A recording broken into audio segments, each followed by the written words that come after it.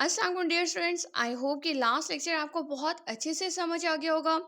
हम लोगों ने एंड किया था पंजाब ड्रग रूल्स में चैप्टर 2। राइट, आज हम लोग स्टार्ट करने जा रहे हैं चैप्टर 3, सेल्स ऑफ ड्रग्स। इस चैप्टर में हम लोग लाइसेंसेस के बारे में पढ़ते हैं कि फार्मेसी को लाइसेंस कैसे मिलता है और मेडिकल स्टोर को कैसे मिलेगा, कौन सा फॉर्म फिल करके वो एप्लीकेशन जमा करवाते हैं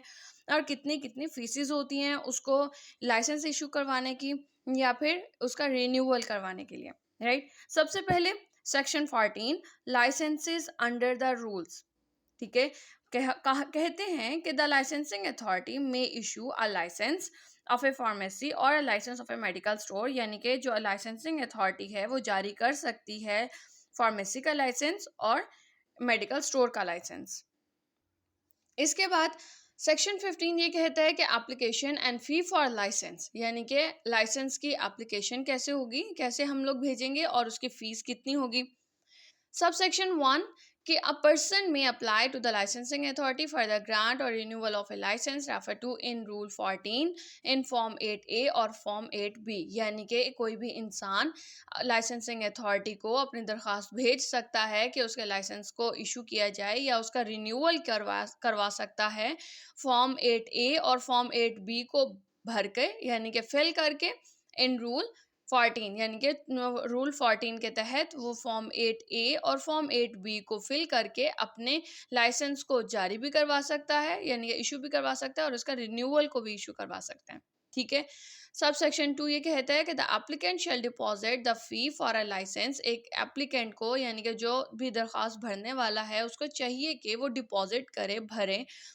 फीस। ठीक है, लाइसेंस की fees in the head of account number 1252 health other receipt. ठीक है, यानी कि इसके अंदर इस अकाउंट में वो अपनी जितनी भी फीस है, जिस चीज़ की वो एप्लीकेशन जमा करवा रहा है, उसकी फीस जो होगी वो इस अकाउंट में भरेगा एट द फॉलोइंग रेट्स, यानी कि दर्ज झेल जितने भी उसकी रकम है उसके मुताबिक। क्लॉज ए ये कहता है कि 3000 rupees for a license of a pharmacy, 3000 रुपये जो है वो फार्मेसी के लाइसेंस के लिए भरेगा and 2000 rupees for a licence of a medical store, और 2000 रुपये जो है वो मेडिकल स्टोर के लाइसेंस के लिए वो भरता है। एंड क्लॉज बी ये कहता है कि 2000 rupees for the renewal of a license, और लाइसेंस को अगर वो रिन्यूअल करवाना चाहता है तो 2000 रुपये भरेगा ऑफ ए फार्मेसी के लाइसेंस को अगर रिन्यूअल करवाना चाहता है, and 1000 rupees for the renewal of a license of a medical store, और 1000 रुपये जो है वो मेडिकल स्टोर के लाइसेंस की रिन्यूअल के लिए वो भरेगा। राइट, फिर सबसेक्शन 3 ये कहता है कि the licensing authority shall issue और renew a licence subject to the conditions prescribed in the act and the rules. जो लाइसेंसिंग अथॉरिटी है वो इशू करेगा, मतलब कि लाइसेंस को या फिर उसको रिन्यू करता है किसी भी इंसान के अकॉर्डिंग टू द कंडीशंस जो कि मखसूस की गई हैं या तजवीज़ की गई हैं आपके एक्ट में या रूल्स के में। ठीक है, यानी कि रूल्स और एक्ट के मुताबिक वो उन कंडीशंस को फॉलो करते हुए लाइसेंस को जारी करता है या फिर आपके लाइसेंस को रिन्यू करता है। फिर सब सेक्शन 4 ये कहता है कि एक द एप्लीकेंट शेल पे 50% of the fee for change of the qualified person, कि जो भी एप्लीकेंट है, यानी कि दरख्वास्त भरने वाला है, उसको चाहिए कि 50% फीस का जमा करवाएगा। किस लिए? अगर तो वो क्वालिफाइड पर्सन का नाम तब्दील करवाना चाहता है या फिर लाइसेंस की डुप्लीकेट कॉपी चाहता है। ठीक है, फिर आपका section 16 forms of the licenses to sell drugs, यानी कि अपने ड्रग्स को बेचने के लिए जो लाइसेंस चाहिए होता है उसका कौन सा फॉर्म होता है। आप कहते हो कि the licensing authority shall issue a licence of a pharmacy in form 9 and a licence of a medical store in form 10। अगर आप लोग जो हो वो ड्रग्स को बेचना चाहते हो फार्मेसी पर, तो आप लाइसेंस आपको जारी किया जाएगा फॉर्म 9 को फिल करते हुए, यानी कि फॉर्म 9 को भरोगे, और मेडिकल स्टोर का लाइसेंस आपको मिलता है इन फॉर्म 10। ठीक है, फॉर्म 10 को फिल करके। फिर section 17 sale at more than one place. ठीक है, अगर तो बेचना चाहते हो एक से ज़्यादा जगह पर, तो इसमें 2 सब सेक्शंस आ जाते हैं। आप लोग कहते हो sub section 1 if a person desires to sell, अगर तो कोई इंसान चाहता है, डिज़ायर्स चाहता है कि वो बेचे, महफूज करे, स्टोर एग्जिबिट फॉर सेल या फिर नुमाइश करता है बेचने के लिए, या उसने रख रखा है बेचने के लिए, या फिर डिस्ट्रीब्यूट ड्रग्स, या वो फैलाना चाहता है ड्रग्स को at more than one place, एक से ज़्यादा जगहों पर, तो he shall apply for a separate licence, तो उसको चाहिए कि वो अप्लाई करे अलग, यानी कि सेपरेट लाइसेंस के लिए, in respect of each place, यानी कि हर एक एक जगह के लिए वो अलग अलग लाइसेंस उसको दरकार होगा, ठीक है, वो अलग अलग लाइसेंस के लिए अप्लाई करेगा। यानी कि जो भी मेन ओनर है, अगर वो चाहता है कि भाई मैं एक जगह से ज़्यादा जगह पर अपनी ड्रग्स को बेचूं या फिर स्टोर करूं या फिर एग्जिबिट आई मीन उसको नुमाइश करूं बेचने के लिए, एग्जिबिट फॉर सेल और डिस्ट्रीब्यूट ड्रग्स, या फिर अपनी ड्रग्स को फैलाना चाहता है, तो उसको हर एक एक जगह के लिए अलग अलग लाइसेंस दरकार होगा, वो अप्लाई करेगा, राइट। फिर सब सेक्शन 2 ये कहता है द प्रोविजन ऑफ सब रूल 1 के तहत shall not apply in the case the drugs are properly stored in a godown। अगर तो मतलब कि जो पहला सब रूल 1 जो है वो अप्लाई नहीं होता किसके ऊपर, अगर तो हमारा केस क्या है कि हमने ड्रग्स को प्रॉपरली स्टोर्ड यानी कि मुनासिब तरीके से हमने उसे महफूज कर दिया है गोडाउन यानी कि गोदाम में, या फिर हम लोग इस्तेमाल करें सिर्फ सिर्फ स्टोरेज पर्पस के लिए, use only for storage of the drugs, यानी कि हम लोग सिर्फ ड्रग्स को स्टोर करना चाहते हैं, महफूज करना चाहते हैं, and which meets the storage conditions, और वह हमारे महफूज करने की तमाम तर कंडीशंस को भी मैच कर रहा है, मीट कर रहा है, यानी कि हमारी तमाम तर कंडीशंस पे पूरा पूरा उतर रहा है,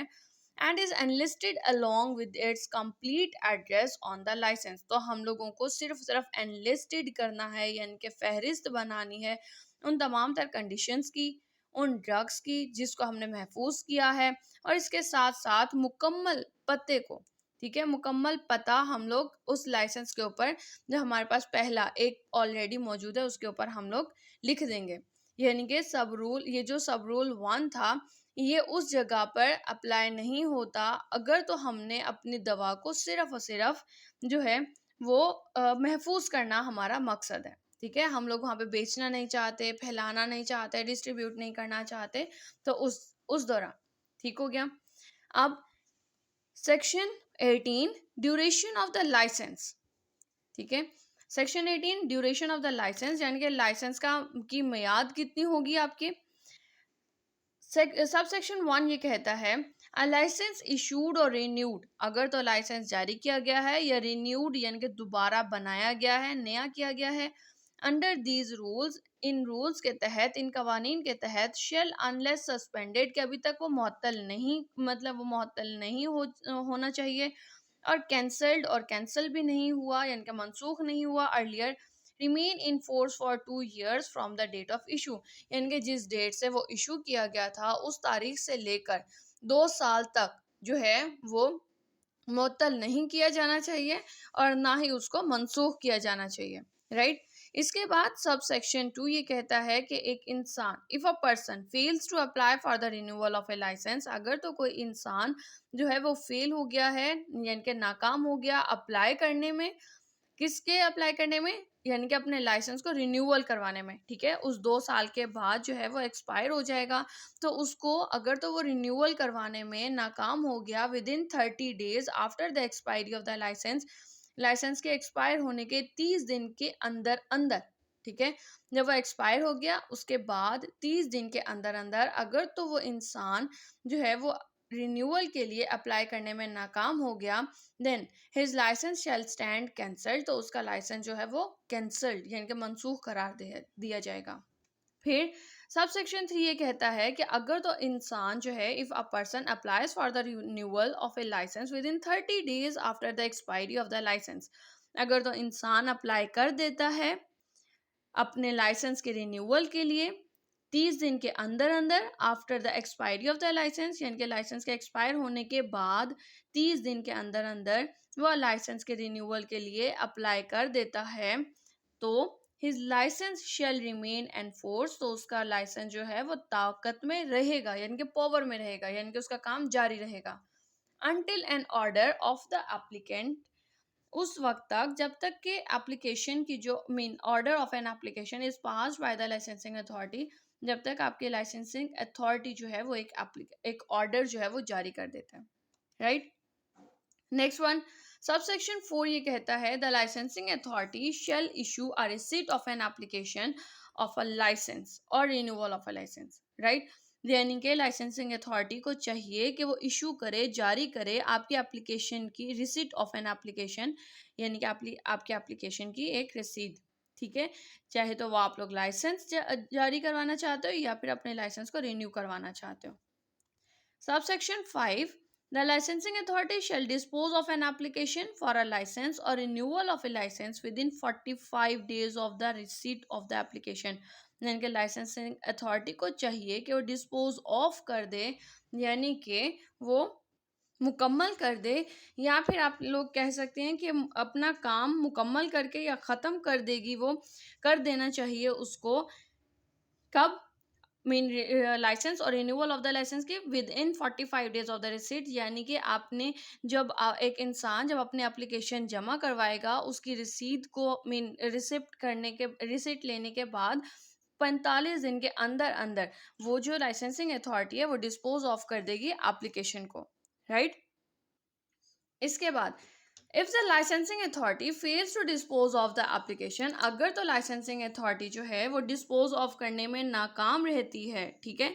डिस्पोज ऑफ करने में यानी कि एप्लीकेशन को मुकम्मल करके उसको ज़ाया करने में नाकाम रहती है with in the specified time, यानी कि मखसूस वक्त के अंदर अंदर, यानी कि जो 45 दिन का वक्त दिया गया था उस टाइम के अंदर अंदर अगर तो वो एप्लीकेशन को डिस्पोज ऑफ करने में नाकाम रहती है, then it shall record reasons, तो उसको चाहिए कि वो रिकॉर्ड करे रीजंस को, वजूहात को ऑफ इट्स फेलियर, अपनी नाकामी की, ठीक है, कि किस वजह से वो इतने मीन ताखिर हो रही है। सबसेक्शन 7 सबसेक्शन 7 ये कहता है if in the opinion of the licensing authority it is not expedient, ठीक है, अगर तो लाइसेंसिंग अथॉरिटी की राय के मुताबिक ये मुनासिब नहीं है किसके लिए, पब्लिक इंटरेस्ट के लिए, कि जारी किया जाए लाइसेंस किसी भी एक एप्लीकेंट को, तो वो इट मे रिफ्यूज एप्लीकेशन, तो वो एप्लीकेशन को दरख्वास्त को रिफ्यूज कर सकती है, ठीक है, यानी कि उसको रिफ्यूज कर सकती है, उसको मना कर सकती है, राइट। फिर लास्ट में सबसेक्शन 8 ये कहता है कि the licensing authority shall not renew a license without an inspection report of the inspector, जो लाइसेंसिंग अथॉरिटी है उसको चाहिए कि ना करे रिन्यू, यानी कि आपके लाइसेंस को रिन्यू नहीं करना चाहिए without an inspection report of the inspector, inspector की इंस्पेक्शन रिपोर्ट के बगैर, ठीक है, आपके लाइसेंसिंग अथॉरिटी को चाहिए कि वो लाइसेंस को रिन्यू ना करें, राइट। अब हम लोग इसको शॉर्ट नोट से पढ़ लेते हैं, राइट। हम लोगों ने देखा कि chapter 3 of Punjab drug rules 2007 में सेल्स ऑफ द ड्रग्स, इसके अंदर सबसे पहले section 14 licences under the rules, आपकी लाइसेंसिंग अथॉरिटी जो है वो इशू करेगी लाइसेंस फार्मेसी का भी और मेडिकल स्टोर का भी। Section 15 application and fee for the license, यानी कि लाइसेंस की फीस कितनी होगी और उसकी दरख्वास्त कैसे दी जा सकती है। एक इंसान जो है वो अप्लाई कर सकता है ग्रांट के लिए, यानी कि दरख्वास्त के लिए, या फिर रिन्यूअल ऑफ द लाइसेंस के लिए, यानी कि लाइसेंस की दरख्वास्त भी दे सकता है और उसके रिन्यूअल की भी दे सकता है रूल 14 के तहत। इसके तहत कैसे, फॉर्म 8A और फॉर्म 8B को फिल करके। सब सेक्शन 2 ये कहता है कि द एप्लीकेंट्स डिपॉजिट फ़ी, जो एप्लीकेंट है दरख्वास्त भरने वाला जो है वो फीस को भरेगा कौन से अकाउंट में, account number 1252 health other asset के अंदर दर्ज झेल रकम के मुताबिक, यानी कि 3,000 रुपये वो भरता है फार्मेसी के लाइसेंस के लिए और 2,000 रुपये भरेगा मेडिकल स्टोर के लाइसेंस के लिए और 2,000 रुपये भरेगा फार्मेसी के रिन्यूअल ऑफ द लाइसेंस के लिए, जबकि 1,000 रुपये भरता है मेडिकल स्टोर के रिन्यूअल ऑफ द लाइसेंस के लिए, ठीक है, अगर वो लाइसेंस का रिन्यूअल करवाना चाहता है। सब सेक्शन 3 ये कहता है the licensing authority shall issue license, जो लाइसेंसिंग अथॉरिटी है वो इशू करेगी लाइसेंस को और renewal of a license according to the act and rules, ठीक है, एक्ट और रूल्स के मुताबिक वो लाइसेंस को या फिर रिन्यूअल ऑफ द लाइसेंस को जारी करती है। और एप्लीकेंट को चाहिए कि वो 50% फीस का जमा करवाएगी अगर तो वो क्वालिफाइड पर्सन का नाम तब्दील करवाना चाहती है या फिर लाइसेंस की डुप्लीकेट कॉपी निकलवाना चाहती है, तो वो दिए गई रकम के मुताबिक 50% फीस का हिस्सा जो है वो जमा करवाएगी। सब सेक्शन 16 ये कहता है कि forms of licenses to sell drugs, यानी कि ड्रग्स को बेचने के लिए कौन सा लाइसेंसेस यानी कि लाइसेंसेस जो चाहिए होते हैं उसके लिए आप लोग कौन सा फॉर्म फिल करते हो। Licensing authority shall issue licenses, licensing authority को चाहिए कि वो जारी करे लाइसेंसेस फार्मेसी को और मेडिकल स्टोर को। कैसे? फॉर्म 9 और फॉर्म 8 को भरते हुए, यानी कि लाइसेंसेस ऑफ द फार्मेसी को वो देगी फॉर्म 9 और मेडिकल स्टोर को वो देगी फॉर्म 10 फिल करके। ठीक है, इसके बाद सेक्शन 17 ये कहते हैं sale at more than one place, यानी कि अगर तो ओनर जो है, ठीक है, यानी कि जो भी बिजनेसमैन है वो अगर बेचना चाहता है अपनी ड्रग को एक से ज़्यादा जगह पर या फैलाना चाहता है तो क्या होगा। अगर तो इंसान चाहता है कि वो बेचे या महफूज करे या फिर डिस्ट्रीब्यूट करना चाहता है अपनी ड्रग को at more than one place, एक से ज़्यादा जगहों पर, तो उसको चाहिए कि वो अप्लाई करे अलग अलग लाइसेंसेस के लिए। और सब रूल 1 के तहत या उसकी रोशनी में, अगर तो मीन ये जो सब रूल 1 है shall not apply in case, वो इस केस के अंदर अप्लाई नहीं होता अगर तो हमने ड्रग को सिर्फ इस्तेमाल किया है महफूज करने के लिए इन गोडाउन, या फिर हमारा मकसद ही सिर्फ स्टोरेज कंडीशंस है। ठीक है, बट हम लोग इसको एनलिस्टेड करते हैं with address on the license, यानी कि लाइसेंस के ऊपर हम लोग उन तमाम तर जगहों का एड्रेस भी लिखेंगे, पता भी लिखेंगे, और जितनी ड्रग्स हमारी वहाँ पे हमने महफूज की हुई हैं उन सब की फहरिस्त बनाकर हम लोग लाइसेंस के ऊपर, मेन लाइसेंस के ऊपर दर्ज करवाते हैं। ठीक है, कि हमने किस किस जगह पर अपने अद्वियात को महफूज किया हुआ है। अगर हम लोग चाहते हैं कि अद्वियात को सिर्फ महफूज किया जाए, ठीक है, तो हम लोग अपने इस रूल को फॉलो नहीं करते, राइट। सब सेक्शन यानी कि ये जो सब रूल 1 है इसको हम फॉलो नहीं करेंगे। फिर लास्ट में सेक्शन 18 क्या कहते हैं। सेक्शन 18 ड्यूरेशन ऑफ लाइसेंस, हमारे लाइसेंस का दौरानिया कितना होता है। अगर हम लोगों ने लाइसेंस जारी करवाया है या फिर रिन्यू करवाया है तो वो इस्तेमाल हो सकता है डेट ऑफ इशू से लेकर 2 साल के अंदर अंदर। अगर तो इंसान चाहता है कि वो अप्लाई करे रिन्यूअल के लिए विद इन 30 डेज, सॉरी, अगर तो इंसान जो है वो अप्लाई करता है, not apply for the renewal, अगर तो अप्लाई नहीं कर पाता रिन्यूअल के लिए within 30 days after expiry, license के एक्सपायर होने के बाद 30 दिन के अंदर अंदर अगर तो अप्लाई नहीं कर पाता रिन्यूअल के लिए, तो उसका लाइसेंस जो है वो स्टैंड कैंसल्ड, तो वो मनसूख कर दिया जाएगा। लेकिन अगर तो इंसान अप्लाई कर देता है रिन्यूअल के लिए 30 दिन के अंदर अंदर आफ्टर एक्सपायरी, तो उसका लाइसेंस जो है वो रिमेन एनफोर्स, यानी कि पावर में रहेगा, यानी कि काम जारी रहेगा। लाइसेंसिंग अथॉरिटी को चाहिए कि वो इशू करे receipt of an application of a licence और रिन्यूअल ऑफ द लाइसेंस, यानी कि एप्लीकेशन ऑफ द लाइसेंस की रसीद जारी कर देगी जैसे ही एप्लीकेशन वो हासिल करती है, या फिर रिन्यूअल ऑफ द लाइसेंस की रिसीट जो है वो जारी कर देगी। लाइसेंसिंग अथॉरिटी को चाहिए कि डिस्पोज ऑफ कर दे application within 45 days of the receipt of the application, यानी कि रिसीट हासिल करने के बाद, इनके एप्लीकेशन को हासिल करने के बाद जो है वो 45 दिन के अंदर अंदर लाइसेंसिंग अथॉरिटी को चाहिए कि अपना काम मुकम्मल करके डिस्पोज ऑफ कर दे, ज़ाय कर दे एप्लीकेशन को। इसके बाद if the licensing authority feels to dispose of, अगर तो लाइसेंसिंग अथॉरिटी जो है वो डिस्पोज ऑफ करने में, यानी कि काम मुकम्मल करने में नाकाम रहती है, तो उसको चाहिए कि रिकॉर्ड दे रीजंस की, यानी कि रिकॉर्ड रीजंस, तो अपनी वजूहात जो है नाकामी की वो रिकॉर्ड करें। फिर